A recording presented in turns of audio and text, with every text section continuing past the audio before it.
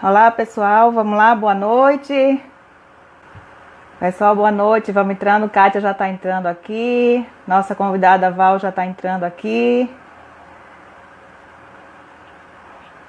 Deixa eu convidar a Val. Boa noite, Kátia. O pessoal já vai entrando, o pessoal do escritório já está entrando. Oi, Val. Tudo bom?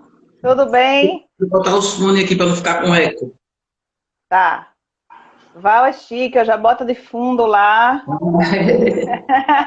Val tem toda uma produção aqui. Bota aqui, vamos lá.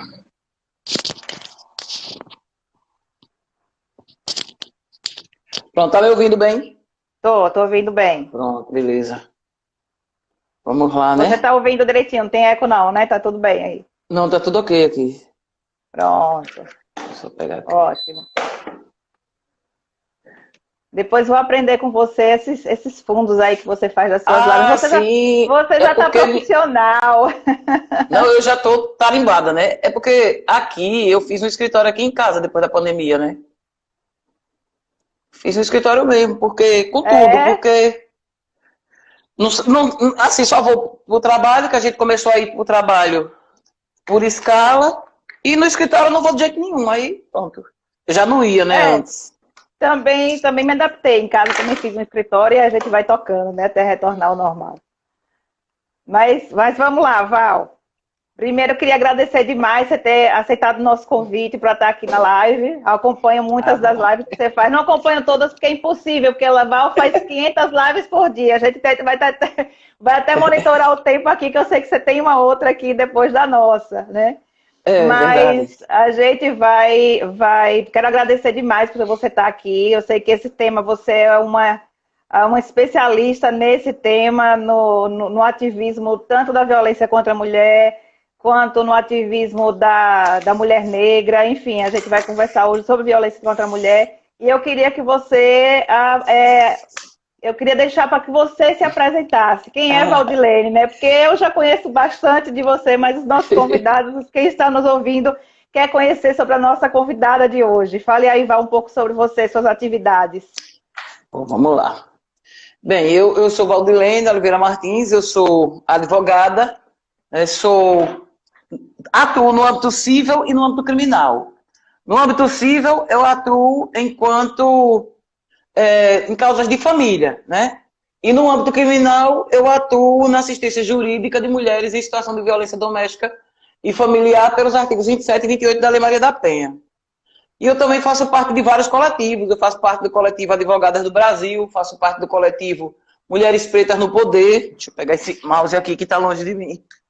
Mulheres Pretas no Poder, faço parte também do Instituto da Advocacia Negra Brasileira, e agora eu sou presidente da Comissão de Direitos Humanos do Instituto Ressurgir Sergipe, que foi recém-lançado. Então eu estou aí no ativismo pelo direito da mulher e com recorte da mulher negra. Né? E aí a gente tá aí. Tem um tempinho já que eu estou aí na luta e vamos em frente.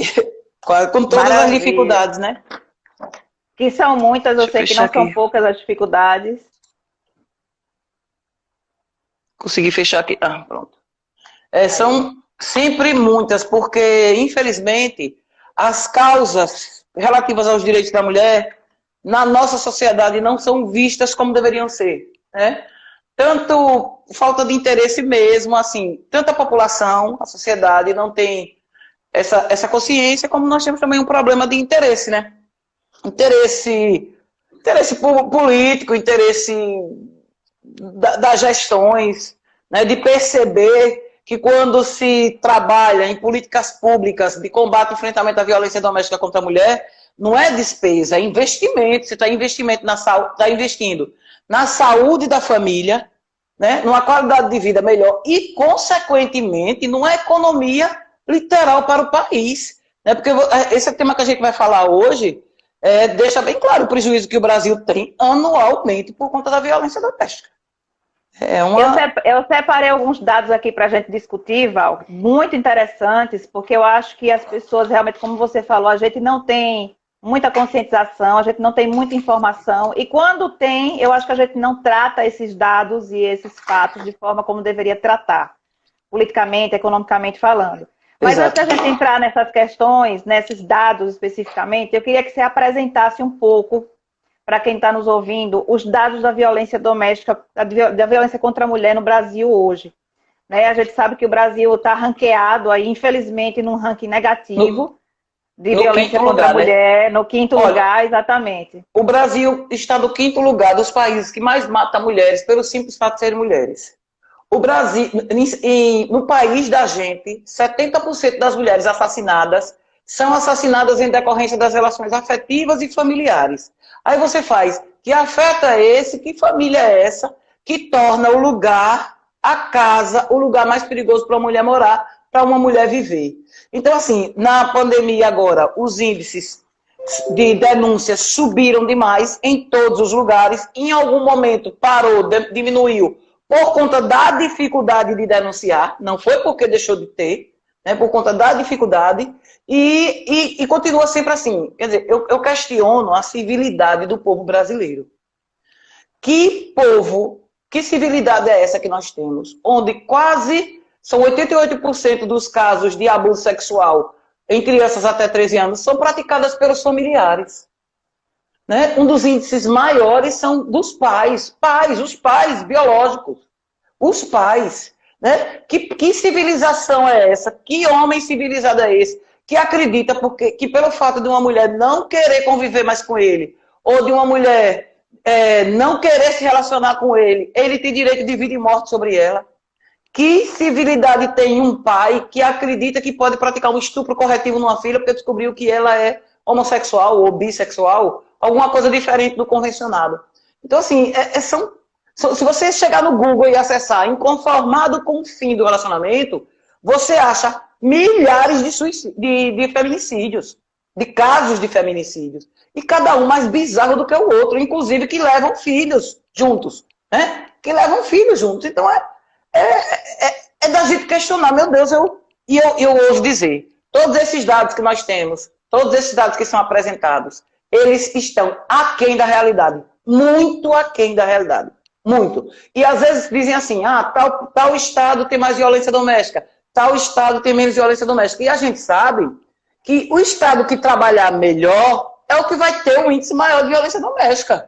Sim. Tem estados que o índice é baixinho porque não faz o trabalho que deveria fazer. Não é porque não tem. Né? Então, nós ainda temos esse problema. O que você falou de tratar os dados. Há quanto tempo se sabe que a mulher negra é quem mais sofre violência doméstica, a mulher negra é quem mais morre, a mulher negra que tem todas as violências mais agravadas, violência obstétrica, tudo. O que é que se faz com isso? A gente só fica repetindo. A mulher negra está na base da pirâmide, a mulher negra é mais isso, a violência obstétrica da mulher negra, a mulher negra que está mais ausente. Se a mulher, no geral, ela é ausente na esfera de poder, a mulher negra está mais ainda. Mas o que é que a gente faz? O que é que se faz? Qual a política pública? Qual é o projeto? Qual é o investimento que se faz em prevenção? A Lei Maria da Penha tem 3 eixos, um deles é a prevenção. Né? O que é que se faz? Então é isso. Exatamente. Sabe? Ô Val, você... Eu tô com isso aqui aparecendo. Toda vez aparece. Tá tirando o nosso rosto, nossa beleza lá atrás. A gente tá ao vivo aqui, tá aparecendo. Ô Val, deixa eu te perguntar uma coisa. Você que é estudiosa dessa matéria, da origem disso tudo. A gente tem esses dados de feminicídio, que no Brasil, esse recorde no Brasil, esse ranqueamento do Brasil, ele vem... Quando a gente vai olhar os países que fazem parte desse ranqueamento, existe uma característica em comum desses países. Essa cultura do machismo, que eu não chamo, não sei se é uma cultura do machismo, mas assim, esse ranqueamento, esses países que estão nos primeiros lugares, existe uma interseção entre eles? Qual é a característica comum entre esses países? Sem dúvida nenhuma. A característica comum é o controle e eu não considerar a mulher como sendo igual. É o patriarcado que tem. Esses países são regidos pelo patriarcado, assim como o nosso ainda é, apesar de toda a evolução que do século passado, o direito da mulher teve uma evolução bem grande, algumas coisas foram mudando, o direito não respalda mais a sujeição feminina, né? Que durante muito tempo respaldou, mas mesmo assim, o patriarcado ainda rege. Ele pode não reger no que está escrito na lei, mas ele rege as decisões, a forma de olhar, a forma de analisar, né? A forma de julgar, de considerar. Então, o patriarcado ainda rege. E eu sempre digo que o patriarcado, ele é pai do machismo e do racismo, que a gente não tem como falar do machismo sem falar do racismo, que eles dois são irmãozinhos, e a misoginia, que comanda tudo. A misoginia, que é a aversão ao feminino. A aversão ao feminino, ela comanda toda essa sujeição, humilhação, depreciação e subjugação da mulher. Você observa, o Brasil é o 5º no ranking dos países que mais matam mulheres. E é o 1º no ranking do país que mais mata mulheres transexuais. Ou seja, o problema é o feminino. O que incomoda é o feminino. O feminino não pode ter vez, não pode ter voz, não pode ter espaço, não pode ter liberdade, muito menos liberdade sexual. Então, o que esses países têm em comum ainda é esse pensamento retrógrado, de fato, não considerar a mulher como ser igual em direitos e obrigações ao homem. Tem países desses que vieram considerar a mulher ser humano um dia desse. Né? Parece até piada, a gente pensa que é fake. Quando eu vi essa notícia, eu fui conferir para eu dizer, meu Deus, será que é fake? Mas é assim, você fica chocada de saber disso. E países que até hoje a mulher não pode dirigir, que até hoje a mulher não pode sair só sem nenhum homem da família. Então assim, e o Brasil, ele vive muito perto disso, porque nós não vestimos burca, mas as nossas burcas são outras. Né? São outras, não é a burca literalmente de vestir aqui, mas são outras coisas que a gente vê nitidamente, por exemplo, a participação política da mulher. A mulher na política partidária. Porque a participação política da mulher é intensa.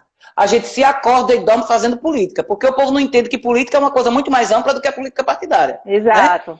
Eu sempre digo, se a gente chega nas igrejas, nas associações, nos sindicatos, na agricultura familiar, nos conselhos de classe, nos conselhos de direito, chegue nesses lugares, né, de estruturação social e retire a mulher e me diga o que é que fica. Né? Então, o que é que fica quando você retira a mulher em termos de organização e suporte? Né? Não fica nada, acabou. Tirou a mulher, acabou. Então, a mulher faz política da hora que acorda, a hora que dorme. Mas só que ela não faz política pelas suas próprias razões. Ela sempre faz pelas razões alheias, pelas razões dos outros. Né? Apesar de ser ela que toma conta de todos e de tudo. Então, quando fala em política partidária, você observe, quando você vê qualquer ação na política partidária, onde a mulher se encontra, o ataque ao homem e o ataque à mulher existem, mas eles são feitos de forma diferenciadas. Completamente diferenciadas. O homem ele é atacado de todo jeito, inclusive ele é atacado tratando no feminino. Porque se você quiser humilhar um homem, você chama, bota uma roupinha rosa nele. Você vê esses memes por aí, né? Algum homem que alguém não gosta, que tem raiva, algum político. Aí eles botam uns lacinhos rosa, uma roupinha rosa, veste como se fosse uma menininha, porque aquilo deprecia o homem, comparar ele. Ou seja, para denegrir, compara com a mulher.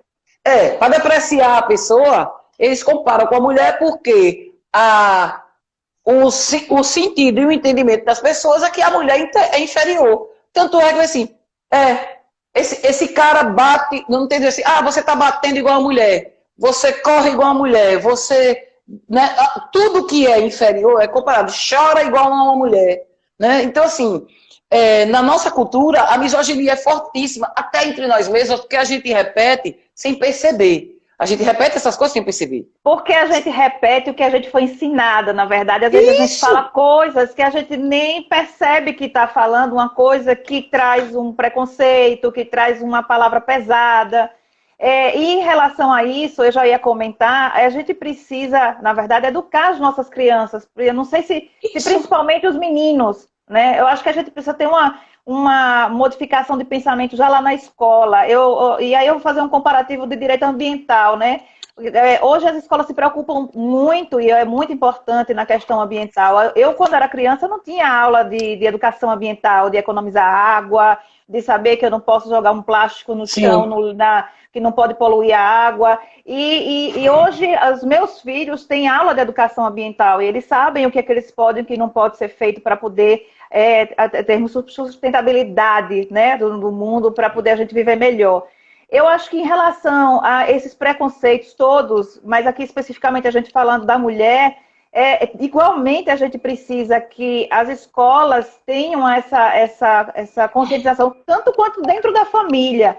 A gente saber educar bem os nossos filhos. Não estou transferindo isso para as escolas, mas eu acho que é de suma importância um conjunto, uma somação de esforços para que a gente crie gerações diferentes, para que a gente crie gerações onde os homens entendam que as mulheres têm os mesmos direitos e que as mulheres também se entendam dessa forma. Porque, como a gente está comentando, a gente repete muito. A gente tem essa tendência da repetição. A gente é ensinado uma coisa e as gerações vêm repetindo. E repetindo os defeitos também. A gente tem coisas boas, mas a gente repete os defeitos também. Né, Val? A gente repete sem perceber que o mundo evolui. O mundo é um organismo vivo. Né? Tem coisas que não cabem mais. Tem coisas que não cabem mais. Então, quando a gente fala em ter uma mudança de comportamento social, não tem outra via que não seja através da educação. A via principal é a educação. Agora, essa educação tem que ser modificada em todos os lugares onde se dá a socialização do ser humano. Não só do menino, mas da menina também. Não só do homem, como da mulher também. Porque eu sempre digo, ou a gente trabalha todo mundo, ou a gente não resolve. Porque se o homem faz parte do problema, ele tem que fazer parte da solução. Não tem como você criar uma filha empoderada que não aceita essas coisas, que não replica o machismo, chegar lá na frente e ela casar com um cara imprestável, machista, controlador, tá entendendo? Então não adianta. Não adianta você criar com dois pesos e duas medidas. Ou você cria todo mundo para equidade, esclarecendo, né, essa necessidade da paridade e do entendimento da pessoa como ser humano igual, ou então não vai para frente. Então o que acontece? A gente replica muito o machismo. E a educação, a socialização da gente não se dá só em casa, não se dá só na escola. A socialização da gente dá-se basicamente, primeiro, em casa e na escola. Se a gente mudar isso aqui, já caminhou muitão, né? Então, em casa, o menino entender que a irmã é igual a ele, não vê o pai destratando a mãe, né? Ver essa questão da harmonia em termos de direito e obrigação. Mas se você cria um menino, ele tem direito de trazer a namorada para dormir em casa, a irmã não pode trazer o namorado. E aí eu digo assim, quando a gente fala trazer a namorada para dormir em casa, ninguém estranha. Mas quando a gente fala trazer o namorado para dormir em casa, todo mundo estranha. Por quê? 2 pesos, 2 medidas. Se pode, pode para todo mundo. Se não pode, não pode para ninguém. Eu aqui não estou dizendo para a pessoa, vamos ser todo mundo liberal. Não, o que eu estou falando é o que é certo e errado para você. Não existe o que é certo para a menina, é errado para o menino. É certo para o menino, não. A moral é uma só. Você não concorda que uma filha sua traga o namorado para dormir em casa, você não concorda que um filho seu traga o namorado para dormir em casa. Ou não, mas o menino é diferente e não pode. Então, a gente vive desse jeito. Então, a educação, né, em casa, já começa diferenciada. Tem países até que a ração alimentar, a quantidade é dada maior para o menino, né? Que é bem nítido isso, né? Que o menino tem condições de se desenvolver, de crescer e psicologicamente até melhor do que a menina. E aqui no nosso país não tem essa questão de ração alimentar, mas tem a ração intelectual. Através dos brinquedos, através do que se ensina. Se ensina aos meninos que ele pode subir em árvore, que ele pode pular muro, que ele pode se danar, andar com skate, esporte radical, ele anda de moto quando fica rapaz, ele sabe, ele faz tudo. A menina é o quê? Brinca de casinha, brinca de varrer casa, de bonequinha, pra ser mãe, faz balé, coisinha delicada. Se qualquer menina quiser uma coisa diferente, a gente já questiona. Isso é coisa de homem, isso não é coisa para mulher. Eu estava com as colegas advogadas e a gente viajou ano passado, todas juntas de carro, e aí um colega dele disse, eu quero ver essas mulheres tudo juntas, sem um pneu furar. Aí eu fiz, oi? Não, é subestimar demais a inteligência. Você tá entendendo? Você vê assim, como eles subestimam. Você vê um cara esclarecido. Aí você faz, é porque ele é malvado. Não, é porque a pessoa, como você falou, replica sem pensar. Olha, os xingamentos principais que a gente tem para os homens. Os 2 xingamentos principais, né? Atinge a mãe, se chama ele de filho da puta, e atinge a esposa, se chama ele de corno. Ou seja, o xingamento não atinge ele. Atinge a mulher mais próxima. Isso é A mãe é a mulher. misoginia. Exato. Isso é misoginia, mas a gente não percebe. Aí a pessoa faz, mas essa não foi minha intenção. Não foi sua intenção, mas você está replicando para o que isso foi construído. Eu fiz essa observação com uma colega, ela disse, mas você está polemizando tudo. Não, mas se a gente está querendo fazer uma construção sólida de alguma coisa, a menor pedra de um alicerce tem que estar boa. Porque se a menor pedra do alicerce estiver podre, ela vai colocar todo o resto em perigo, né? Vai deixar todo o resto sob risco de lascar, de cair, alguma coisa assim. Então, a gente tem que olhar tudo, os mínimos detalhes. Então, quando a gente fala nessa questão do empoderamento feminino, quando a gente fala a socialização do homem, a socialização da mulher, tem que ser feita de uma forma que esse empoderamento feminino seja possível. Porque, como eu disse, empoderamento, gente, não é uma coisa que acontece com você, comigo, com Joana, com Maria. Não. O empoderamento, ele exige uma mudança de comportamento social, onde haja o entendimento de que a mulher é igual ao homem em termos de direito e obrigações, e que ela, exercendo a mesma profissão, independente da etnia, independente de qualquer coisa, ela vai receber o mesmo salário, porque ela tem a mesma competência. Então, se o homem faz parte do problema, ele tem que fazer parte da solução. A gente tem que conversar com todo mundo, tem que ensinar todo mundo essa forma de ver. E esse empoderamento da mulher, ele só vem depois do encorajamento. Quando a gente se encoraja, que a gente precisa encorajar mais mulheres para mudar o mundo. Tem uma frase que diz isso, eu esqueci o nome dela, é Chimamanda, se eu não me engano. Ela diz, a gente precisa encorajar mais mulheres para mudar o mundo. Porque você muda o mundo quando você diz assim, eu quero usar o cabelo cacheado. Mas você não fica bem, mas eu quero. Eu não quero casar. Mas o certo é casar, mas eu não quero. Eu não quero ter filho, mas o certo é ter, mas eu não quero. Ou eu quero ter filho, eu quero casar, eu quero ficar dentro de casa, eu quero trabalhar fora. Esse poder de escolha e de liberdade tem que existir. Não existe. A conduta certa de vida para cada um é diferente da conduta certa de vida para outro. E na vida da mulher tem não demais. Então, o que a gente busca quando a gente diz eu sou feminista? Quando eu digo eu sou feminista, é porque eu luto pela igualdade política, social e econômica entre homem e mulher. Entendeu? Basicamente o feminismo trata isso. Agora, tem as enramações, né? Tem vários tipos, movimento do feminismo negro, que só tem 40 anos, tem o feminismo interseccional, tem o liberal, tem o radical, são várias enramações, mas todos, a base é igualdade política, econômica e social do homem e da mulher. E essa luta é árdua. A gente já andou muito, mas ainda falta andar demais. Até porque as próprias mulheres ainda não entenderam. Exatamente. Né? Exatamente. Ainda tem isso. Porque dentro desse nosso tema, você falou uma questão interessante, que é esse empoderamento para chegar numa equidade social, econômica, e aí a gente vê essa diferença muito grande. Por exemplo, a mulher que não ganha igual ao homem. A gente tem pesquisas de que as mulheres, quando chegam aos 40 anos, elas muitas vezes param de trabalhar porque é uma idade média de cuidar dos filhos. Hoje, as mulheres estão tendo filhos mais tarde. Muitas vezes é uma idade média também de divórcio, onde as mulheres, com grande maioria, ficam com a guarda dos seus filhos.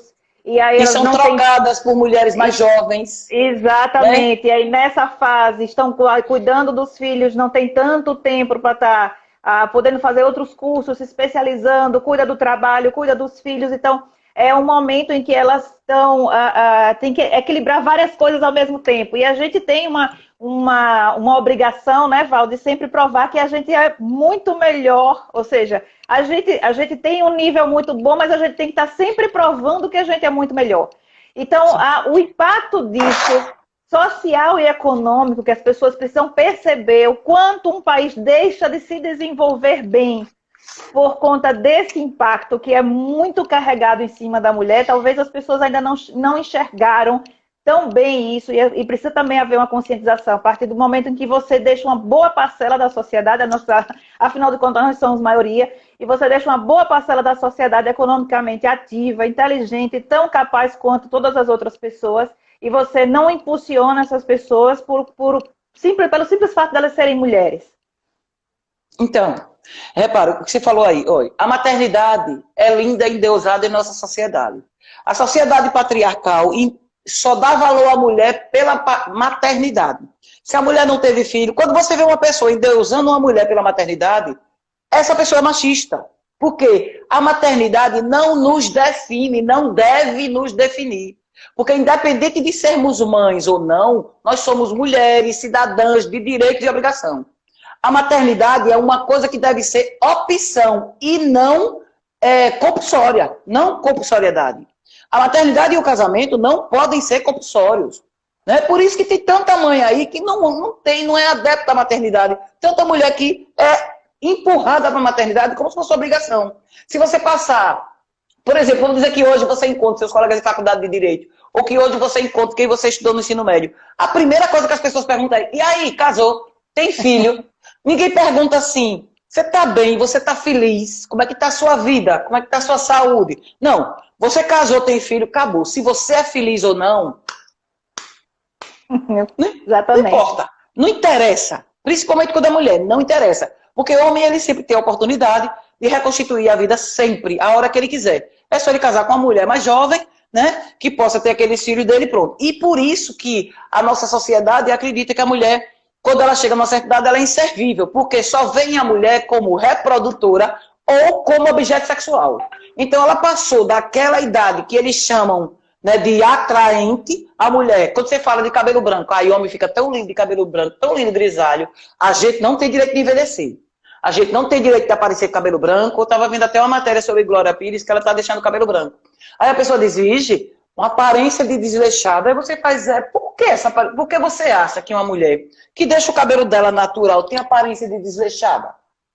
Porque é proibido pra gente envelhecer. Tem mulher que não diz idade de jeito nenhum. Entendeu? Porque é proibido a mulher envelhecer. Então é uma coisa assim, terrível. Então a maternidade é muito linda, maravilhosa, mas ela tira a mulher do mercado de trabalho e ela tira a mulher da vida social, da vida profissional e da vida mesmo, em termos que eu digo de sonho, de tudo. Aí você faz, é porque a maternidade é ruim? Não, é por conta da estrutura que se dá à maternidade. Porque o ônus da reprodução humana é só exclusivamente das mulheres, né? Então, não venha com essa história não, de que as mulheres não se unem. Por favor, né? Por favor, já chega de culpar as mulheres. As mulheres não se unem, não é assim. Os homens se apoiam porque eles são criados desde pequeno para isso. E as mulheres podem não se apoiar porque elas são criadas desde pequenas para isso. Então, não acuse, porque a gente tem essa mania. A culpa é da mulher e a desculpa é do homem. O que acontece? Há quanto tempo você, Kátia, que falou isso, conhece a palavra? Não, eu estou falando é da regra. Viu, Kátia? Quando a gente conversa aqui, a gente não pode pontuar as exceções. A gente está falando da regra. Então, há quanto tempo, Kátia, você conhece a palavra sororidade? Eu tenho 5 anos que conheço essa palavra. Você, Laura? Quantos anos você conhece? Há quanto tempo vocês conhecem a palavra fraternidade? Eu nasci conhecendo. Fraternidade, o prefixo frater, quer dizer irmão. Sororidade, o prefixo soro, quer dizer irmã. Nós nascemos sabendo o que é fraternidade. Os homens são muito bem ensinados o que é fraternidade e nós somos agregadas na fraternidade, né? Só que a sororidade, a gente começou a falar agora, o sentimento de irmandade entre mulheres, para não estar acusando, para não estar culpabilizando, para não estar julgando, né? Porque se você vê uma mulher ser estuprada, você pergunta onde ela estava, com quem ela estava, com que roupa ela estava. Você não pergunta com que roupa o bandido estava, não. Porque antes da minissaia e dos decotes já existia estupro. Mulheres que usam burcas são estupradas. Crianças com pouco tempo de vida, 9 meses, 1 ano, 2 anos, são estupradas. Mulheres idosas com 100, 103 anos, com doença degenerativa em cima da cama, usando fralda descartável, são estupradas. Mulheres internadas em coma em hospitais são estupradas. Então, estupro não é decorrente do comportamento da mulher. Então, assim, as mulheres são ensinadas que o homem é adúltero, canalha, mas a culpa foi da outra, que levou ele porque ele estava orando no culto ou na igreja, e a outra chegou, botou ele dentro do saco e carregou. Porque a mulher que tenta o homem, isso ensinado a gente, olha, Oi, Adão estava lá orando no paraíso, tão santo, e Eva veio com a maçã e disse, tome e coma, Eva, com toda a malícia do mundo. Isso é ensinado a gente, oi. Oi, então, a gente tem que pegar mais leve. Quando a gente fala de empoderamento, é quando a gente para de dizer isso. As mulheres que educam os homens, por que educam para eles serem machistas? Só que ninguém se educa, gente. Só que ninguém se educa só em casa. Você pode ter uma casa super moderna, do filho não ver o pai maltratar a mãe, da mãe ser uma mulher parceira do pai, de ter um relacionamento, e o menino se tornar machista depois. Porque a socialização, como eu acabei de dizer há pouco, não se dá só em casa. A socialização nossa se dá na escola, se dá no ambiente de trabalho, se dá na igreja, nos ambientes e nos locais que a gente vive. Então o menino pode não ver isso em casa, mas chegar na escola e ele vê. Como uma vez eu tenho uma amiga que a filhinha dela caiu na escola e ela estava trabalhando. E o marido dela foi lá. Recebeu a ligação e ela ligou, o marido foi lá. Quando o marido dela chegou na escola, disse, olha, eu sou o pai de fulana, disse que teve um problema com ela, foi, cadê a mãe dela? Ela disse, a mãe da criança está trabalhando, eu sou o pai. Então, a própria escola diz que o pai não pode ser pai em termos de responsabilidade. Que a responsabilidade de toda a criação, educação, socialização, é só da mulher? Não é. Então, a primeira coisa que a gente tem que mudar é isso.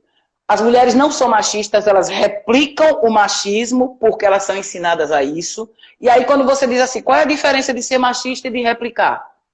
Quando a gente replica porque é ensinada. E quando a gente é machista porque se beneficia do machismo. Mulher nenhuma se beneficia do machismo, os homens sim. Mesmo que eles não sejam machistas, mas eles se beneficiam. Mesmo que uma pessoa branca não seja racista, mas ela se beneficia do racismo. Tá entendendo? Então, assim, a gente tem que parar de estar no senso comum e achar isso é por isso é por aquilo. Vamos começar a analisar, porque a gente só tem uma mudança de comportamento social se for assim. E voltando ao que você estava falando, milhares de mulheres capacitadas ficam fora do mercado de trabalho porque tem filho. A gente, quando vai contratar uma empregada, a gente diz, eu não quero com filho. A gente diz. Porque a gente sabe que a responsabilidade com filhos e filhas é só da esposa. Por que isso acontece? Porque não tem parceria em casa. Poucas mulheres têm parceria em casa. É o que mais tira a mulher do mercado de trabalho, é o que mais tira a mulher da política partidária. É o que mais tira a mulher do mercado, do público, do âmbito público, é a falta de parceria em casa. Exatamente. Então, esse era um ponto que eu queria chegar do nosso tema, porque a mulher, ela realmente é retirada de muitas atividades do mercado de trabalho, de atividades sociais, de atividades políticas, porque quando existe a maternidade, e aí você já fez um apanhado muito interessante da questão da romantização até da maternidade, e aqui a gente não está fazendo nenhum juízo de valor, a gente está colocando pontualmente o que é cada coisa, cada interpretação. Claro. Mas a gente tem essa falta de parceria, né, que você fala muito bem, aprendi muito com você, inclusive, lá quando a gente se conheceu, você falando isso, o homem não ajuda, porque a gente não está pedindo favor, né? Justamente. Mas a gente ainda tem muito isso, ou seja, se as coisas fossem divididas na questão da maternidade, essas mulheres teriam as mesmas oportunidades e os homens teriam a consciência de que essa divisão seria benéfica para todos, inclusive para os filhos. Né? Inclusive os filhos que não veem só, ou para a escola, que não viu só o pai, que olhou para a cara do pai e queria ver a cara da mãe, né? Ou seja, os filhos às vezes direcionam muitas coisas para as mães porque é a imagem que eles mais veem, que estão mais presentes. Então essa questão de o pai ajuda, né? Quando na verdade não é uma ajuda, tem que ser uma parceria. Então retirar a mulher do mercado de trabalho quando a gente tem pessoas extremamente qualificadas que estão saindo do mercado de trabalho e atingindo o desenvolvimento de uma comunidade, às vezes pode ser uma comunidade muito pequena, simples, mas de uma nação incompleta. Isso é bem interessante, que a gente precisa conscientizar as famílias em relação a essa romantização. E traz um prejuízo muito grande. Então, a licença maternidade, olha, quantas mulheres, isso estou falando na iniciativa privada, viu gente? Porque, olha, a mulher branca chega a ganhar quase 30% a menos que o homem branco, desenvolvendo as mesmas atividades, às vezes com currículo até melhor. E a mulher negra chega a ganhar 50% a menos do que o homem branco, desenvolvendo as mesmas atividades e muitas vezes com um currículo melhor. Certo? Então, quantas mulheres retornam na iniciativa privada da licença maternidade com a certeza de que vai ser demitida? Quantas? Eu acho que são raríssimas as situações que uma mulher retorna da licença maternidade e que ela não é demitida. São poucas empresas que não fazem isso. Poucas. Olha, minha mãe, em 1961, ela casou com meu pai. Ela era professora de uma escola e teve que sair porque na escola não admitia mulheres casadas. Hoje, as empresas não fazem mais isso. Não abertamente, mas fazem de outra forma. A mulher está grávida ou vai ganhar neném, então já não retorna, ou quando retorna, respeita só aquele período, né? E é isso que acontece. Apesar das mulheres serem mais sobrecarregadas no âmbito privado, elas são as que mais estudam, que mais passam em concursos e que têm os currículos mais capacitados. No geral, as mulheres são assim. Se você for para qualquer lugar onde tem concurso e que não tem cota, que é liberado a entrada, por isso que eu digo que muito lugar não libera a entrada, porque se liberar a entrada, só fica cheio de mulher. A polícia militar, por exemplo, se liberar a entrada e tiver concurso pelo menos uma vez no ano, em 10 anos a maioria é mulher. Porque as mulheres passam muito mais em concurso. Elas passam muito mais. Mas o que acontece? Elas passam muito mais em concurso. Mas quando tem uma indicação para diretoria, para cargo de chefia, quem vai? Quem vai? Quando tem holofote e púlpito para ficar, quem vai? Quem vai? Então você está aqui no lugar que tem 20 pessoas concursadas. 17 são mulheres e 3 são homens. Tem 3 cargos de chefia. Os 3 homens vão para o cargo de chefia. É desse jeito, exatamente desse jeito. Eu estava conversando com uma tenente-coronel e ela dizendo, e uma tenente, que elas estão com um movimento agora, né, somos todas Marias, com essa questão do assédio sexual nos quartéis. E ela falando que ela chegou como oficial, passou no concurso, foi para um lugar que há 10 anos não tinha mulher, era uma média de 200 pessoas, e ela disse que foi um problema sério. E toda vez que tinha cargo, apesar dela ser superior na patente e ser mais capacitada, quem ia indicado era um subordinado dela, homem. Entendeu? Então, assim, é essa questão. O Brasil perde, eu até estava fazendo essa pesquisa, o Brasil perde milhões por retirar essas mulheres muito mais capacitadas, que renderiam muito mais, com uma visão muito mais ampla. Gente, e aqui eu não estou dizendo que mulher é melhor do que homem. Eu estou dizendo que a visão da mulher é diferenciada da visão do homem. Se vocês quiserem tirar a prova, vocês vejam quais os países que tiveram melhor resultado contra o coronavírus e vocês vejam o que é que eles têm em comum. Os países que se saíram melhores no combate ao coronavírus no mundo foram países todos liderados por mulheres. Entendeu? Porque as mulheres, elas têm uma visão muito mais periférica do todo e do que é comum, não do que é individual. Né? Elas têm a visão, e essa visão do que ela está fazendo aqui hoje, que vai servir para amanhã. Porque ela pensa no neto, no bisneto, no sobrinho, entendeu? Então, assim, é essa visão que a mulher tem, que, de regra, a mulher não ocupa o poder pelo simples poder. E aí eu volto a falar que a menina falou que tem exceções. Tem exceções, viu, gente? Eu estou falando a regra. Tudo que eu estou falando aqui é a regra. Então, a regra da visão da mulher é essa. Então, o Brasil perde milhões, literalmente, com mulheres que faltam ao trabalho porque estão lesionadas, que ficam, como o pessoal fala, encostadas, né? Que ficam de licença médica porque foram lesionadas, porque sofreram tentativa de feminicídio, porque sofreram estupros, porque estão abaladas psicologicamente, estresse pós-traumático, depressão, síndrome do pânico. Isso tudo retira a mulher do trabalho. Isso tudo dá um prejuízo terrível ao país. E aí você fica pensando, todo mundo sabe disso, por que não se faz nada? Ô Val, você falou um ponto agora que eu tenho separado aqui, até sobre decisões que eu vi no judiciário interessantes. Agora eu vou entrar nesse tema porque você comentou. O reconhecimento pelo judiciário, né? Você falou o prejuízo que isso tem, não só psicológico para as mulheres, para as famílias. mas veja o prejuízo que isso tem, e aqui a gente está muito mais interessada na questão da mulher do que em números, mas vamos para os números. Eu vi aqui o Judiciário reconhecendo o direito da mulher, de que o INSS teria que pagar o afastamento dessas mulheres por traumas sofridos pela violência, seja psicológico ou físico, né? Ou seja, porque às vezes quando a gente fala de violência contra a mulher, as pessoas pensam que elas precisam ser surradas para sofrer violência. E a violência ela é psicológica, ela é financeira, ela é física também. E esses afastamentos, hoje, reconhecidamente pelo judiciário, essas mulheres podem se afastar do seu trabalho e receber auxílio previdenciário pelo afastamento, né?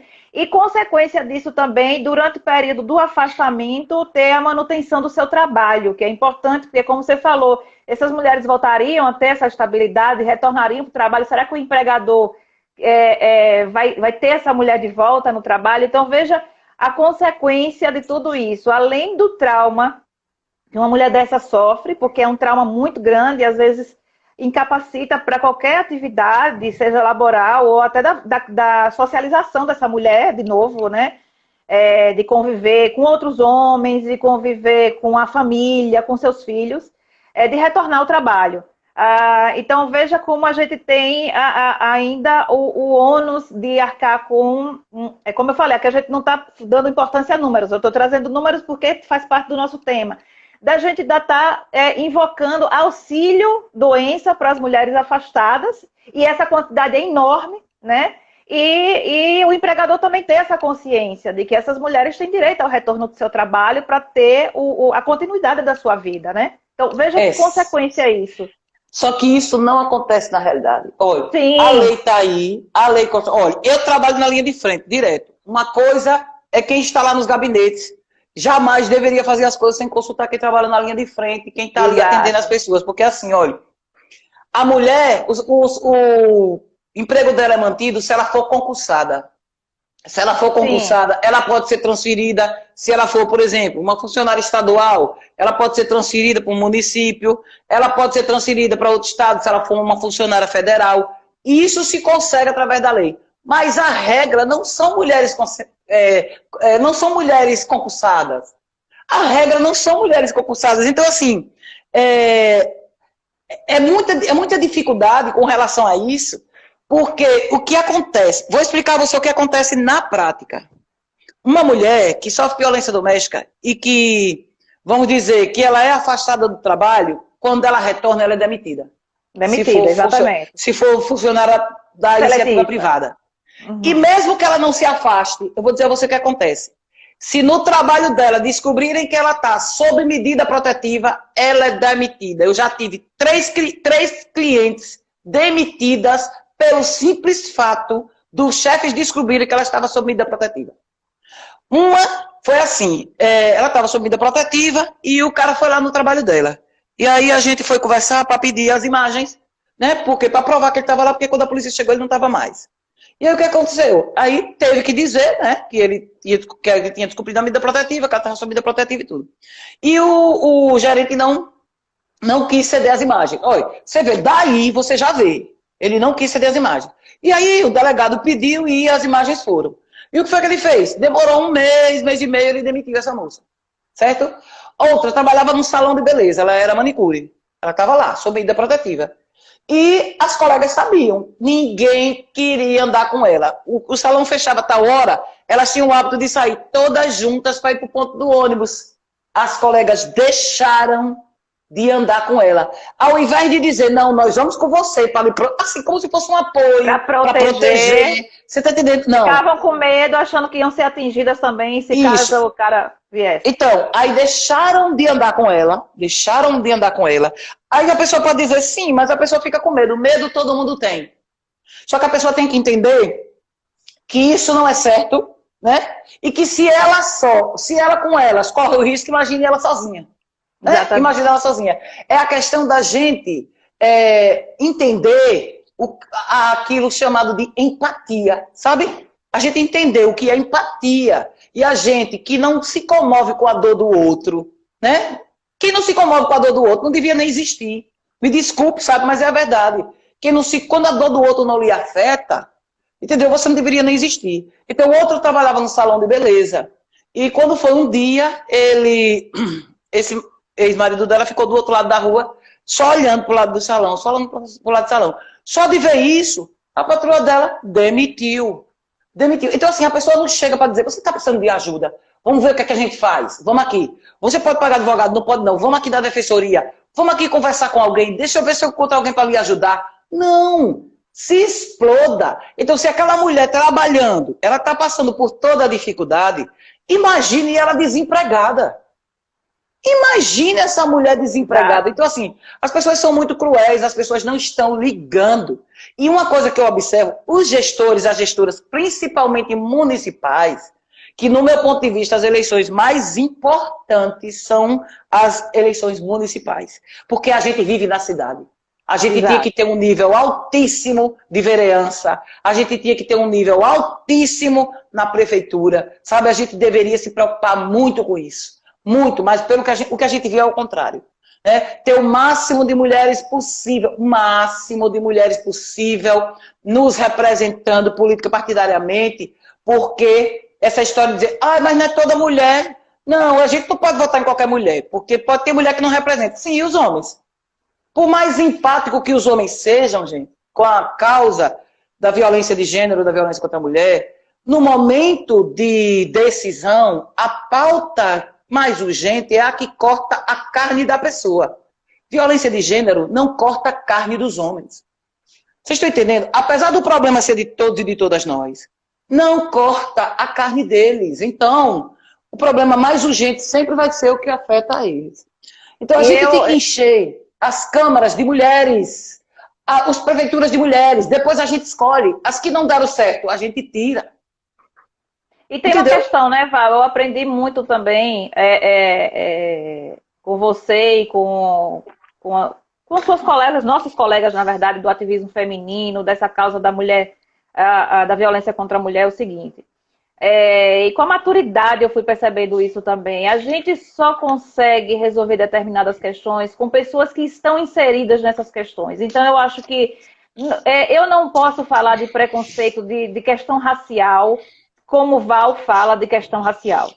Porque Val passa por essa situação, Laura não passa. Como você, eu posso ser simpática à causa, eu posso lutar com você pela causa, porque eu acredito, porque eu acho justo, porque eu acho que é o que tem que acontecer para uma sociedade melhor. Mas eu não sou Val, que é negra, que viveu nisso, que passou por isso, e quem é que melhor vai responder sobre isso?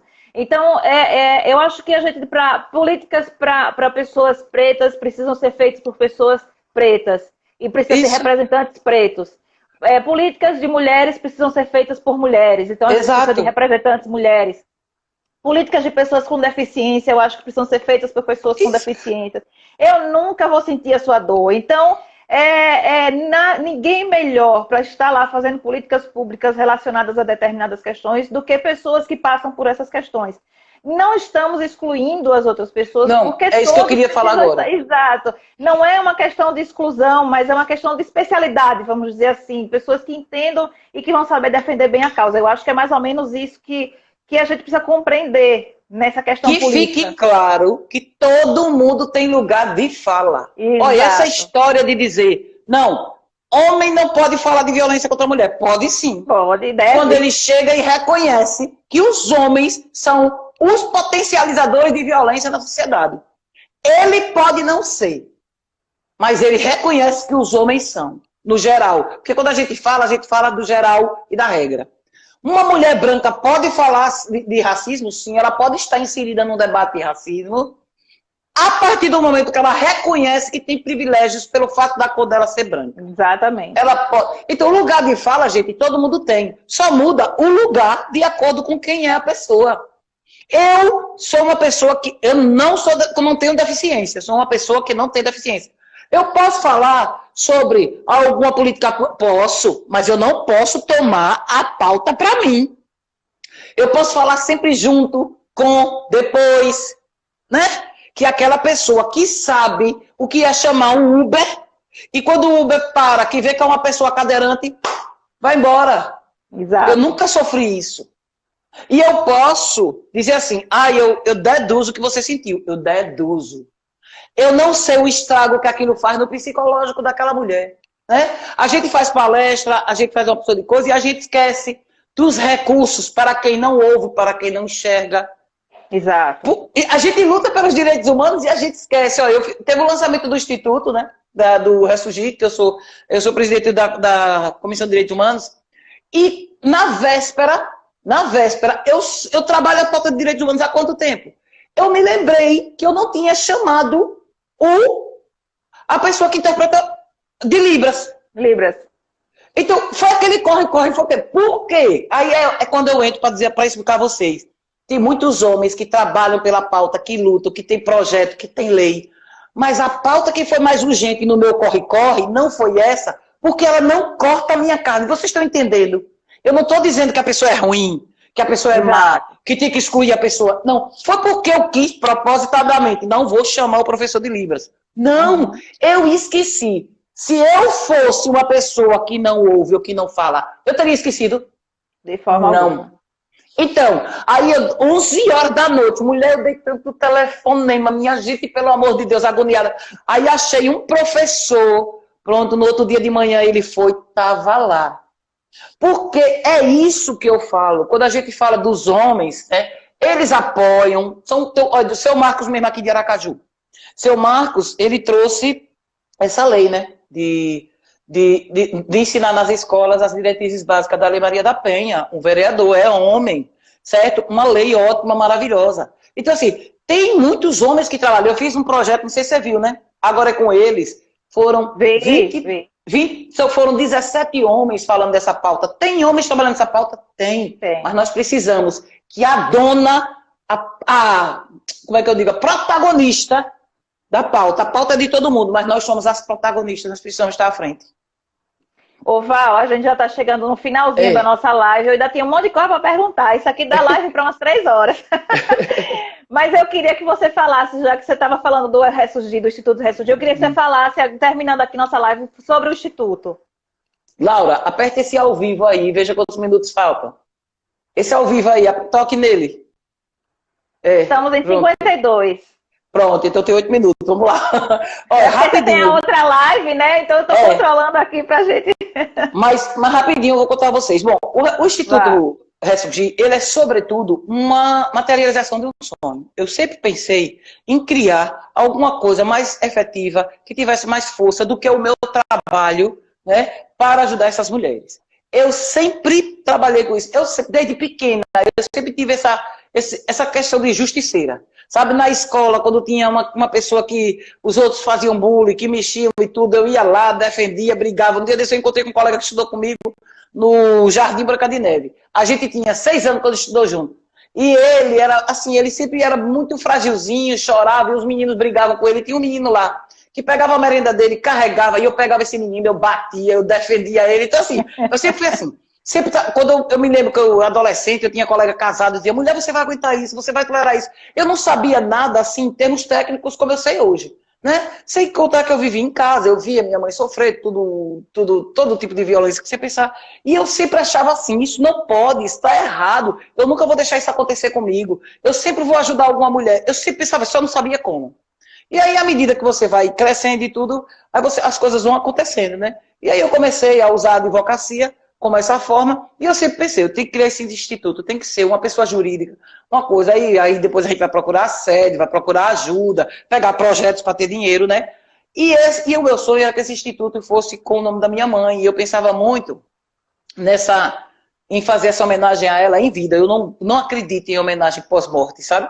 Nunca me faça homenagem pós-morte, que você não está fazendo nada para mim.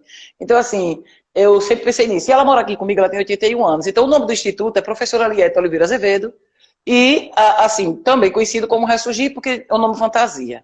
E o nome Ressurgir, ele vem a calhar mesmo, que é o que a gente quer. Ajudar essa mulher a ressurgir literalmente das cinzas para uma vida digna, como minha mãe mesmo disse. Né? Na live de lançamento, ela fala isso. Então, o objetivo é esse. De início, nós temos uma equipe multidisciplinar. Nós vamos fazer umas parcerias, chamar voluntariado. Isso tem que ser muito bem elaborado. Tem a lei do voluntariado, tem tudo isso. Tanto para ninguém aparecer dizendo que é servidor, que é funcionária, né? como também para não ser usado à toa o nome do Instituto. Então tem uma porção de precauções que a gente vai fazer aí. Mas de início nós vamos fazer o quê? Aquele primeiro acolhimento no sentido de orientar, informar, encaminhar. A mulher vítima de violência de gênero, não só violência doméstica e familiar. A violência de gênero é o quê? Qualquer violação do direito humano da mulher pelo simples fato dela ser mulher.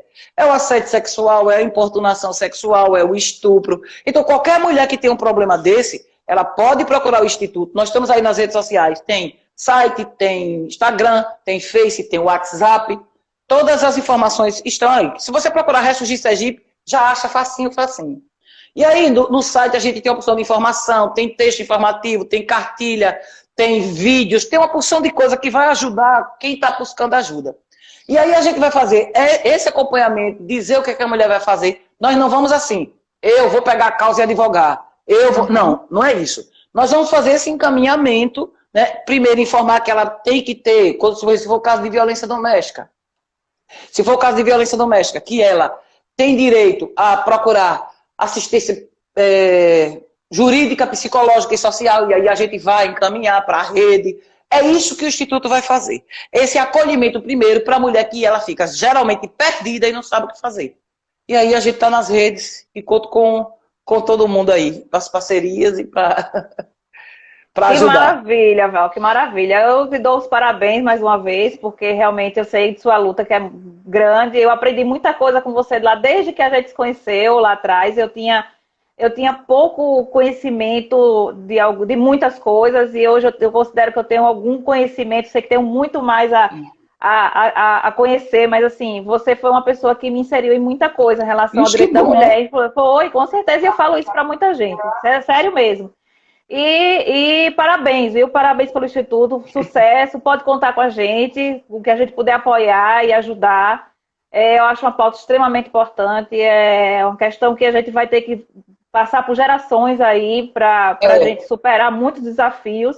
A gente sabe que não é uma coisa para amanhã, que é uma coisa a longo prazo, mas a gente precisa fazer, precisa ter esse start. E, mais uma vez, eu quero agradecer que você aceitou aqui nosso convite. Tinha muita coisa ainda para falar. Quem sabe a gente marca uma próxima para dar continuidade aqui. Viu? Obrigadão e sucesso para você, Val. Obrigada mesmo por ter participado aqui da nossa live. Obrigada a você e conto comigo sempre que precisar. Você é maravilhosa, eu gosto muito de você. Você é gente boa demais. Obrigada, Val. Obrigada, Laura. Um beijo. Boa próxima live agora. Eu já estou entrando aqui. Tá bom, beijão. Tchau, tchau. Tchau, tchau. Beijo. Beijo.